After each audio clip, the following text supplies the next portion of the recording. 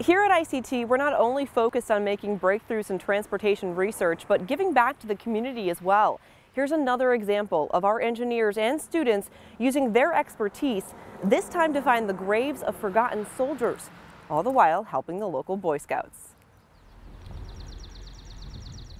This is our oldest cemetery here. Nestled in the village of Mahomet. But 1832 was the first known burial, and it was on the far side of the cemetery. But even this local historian who studied this area for more than 30 years doesn't know exactly where each grave is. We think there's up to 300 burials here, and only about 100 are marked. There's probably stones that are underground, haven't seen daylight for 100+ years. Yeah, here we go.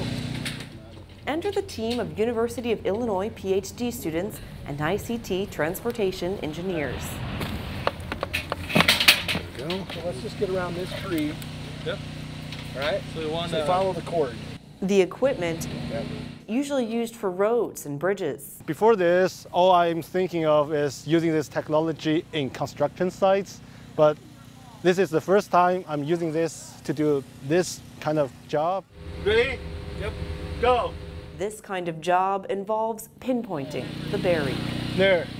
So basically, the GPR is working by sending electromagnetic waves towards the ground. It's similar to the radar installed on a plane, but instead of shooting to the air, we're shooting towards the ground.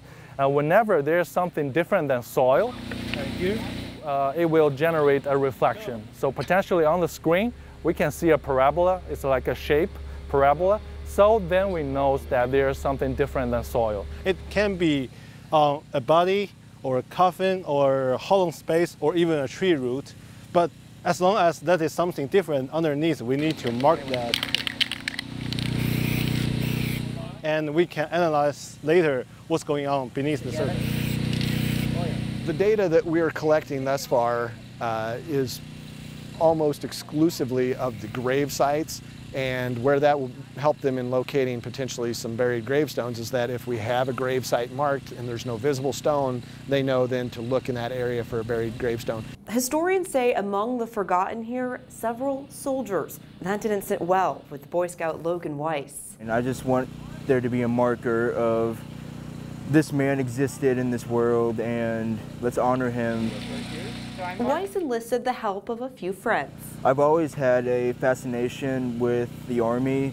I can't join because of my disability of being deaf, but I think I want to respect the people that are buried here by finding their tombstones and hopefully restoring them. The perfect way to help him earn his wings. This is the project I need to do for the community so I can get my eagle. It's going to be awesome, yeah. I've always wanted to be an Eagle Scout. For ICT, I'm Kimberly Howard.